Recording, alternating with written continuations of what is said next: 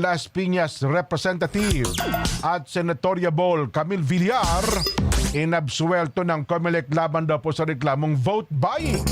Ayon sa Committee on Kontrabigay, tinanggap nila ang paliwanag po ng mambabatas na nagsabing hindi ito vote buying dahil nangyari daw po ang pamimigay ng papremyo sa isang event noong hindi pa nagsisimula ang campaign period. Ayon! Ibabalita po ng mas detalyado. May detalyado pa ba dyan? Meron pa. Si Madeline Baka Villar. hindi na sasabihin. Hindi, meron daw medyo ng content, ha?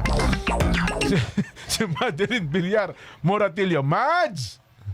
Hindi na itutuloy ng Commission on Elections ang pagsasampa ng reklamo laban kay senatorial candidate Camille Villar kaugnay ng aligasyon ng vote buying. Sa isang pahinang reply ng COMELEC Committee on Kontrabigay na pirmado ni Director Chofisto Elnas Jr., nakasaad na kontento ang komite sa paliwanag ni Villar sa inilabas nilang show cause order rito.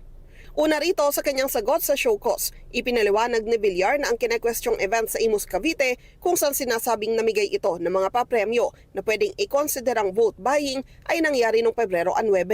Dahil hindi pa nagsisimula ang campaign period, hindi pa maiko-considerang kandidato si Villar. Nandun lang din umano siya bilang guest para i-promote ang kanilang TV network. Sa isang pahayag, nagpasalamat naman si Villar sa COMELEC na inilabas ang paglilinaw na ito bago ang halalan.